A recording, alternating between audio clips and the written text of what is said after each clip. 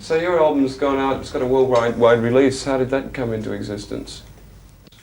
Well, that was through Jerry Moss from A&M in the States. Michael Gudinski took the record over about 3 months ago or so, and Jerry Moss heard the album and decided to release it in America and England. How much importance has management had on the release, do you think, mentioning Gudinski? Well, I think it's had a great effect on us because it's opened up America, which we're really keen to get into. You know, it's a great advantage for us all to be able to get over there. We got the opportunity to do an album at a studio of our choice, you know, with the producer of our choice on the A&M label. So I think for a start, it's a big step and a good one. And when do you think you'll be getting there? Around June or July, late June or early July. Did you name yourself Ayers Rock with the world market in mind, Jim? Oh, sorry, Mark. Initially we did, yeah. Although for a while there it looked like it might just stay in Australia, you know.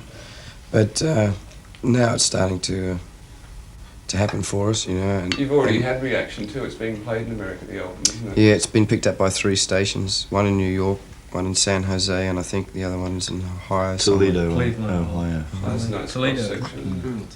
Yeah. How long has it been going, Duncan, Ayers Rock? How long have you been together? Altogether, this band now about a year, 12 months actually.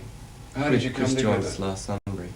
Oh, right. How did you get together? How did that happen? Well, Mark and I have been playing together for about 4 years, and I've known Jimmy and Colin quite a long time, and always wanted to play with Jimmy, and then just the circumstances came about that we could, so You're put all the band together. really known from a lot of bands in the past, except probably for you, Chris. What were you doing prior to Ayers Rock? Well, I was originally in a rock and roll band called the Phil Jones, the Unknown Blues.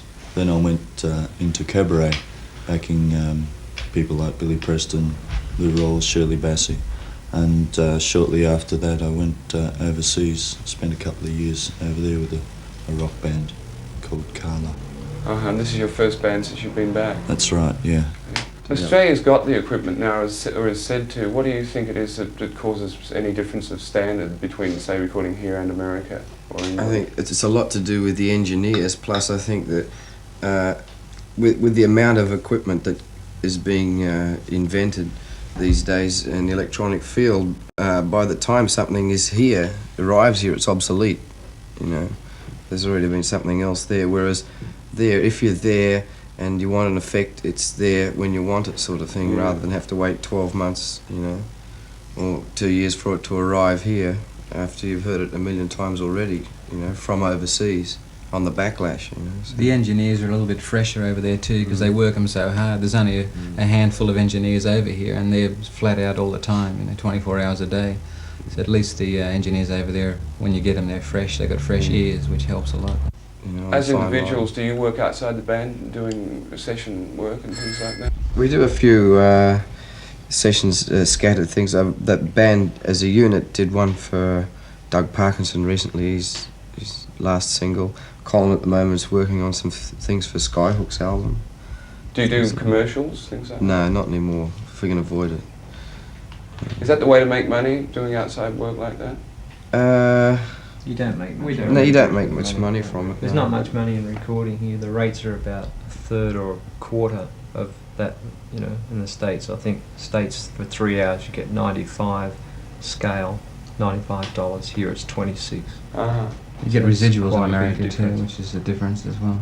You've all been around, you know, quite a while. You've played in a lot of bands. Does it really matter to you if you make it on an international level?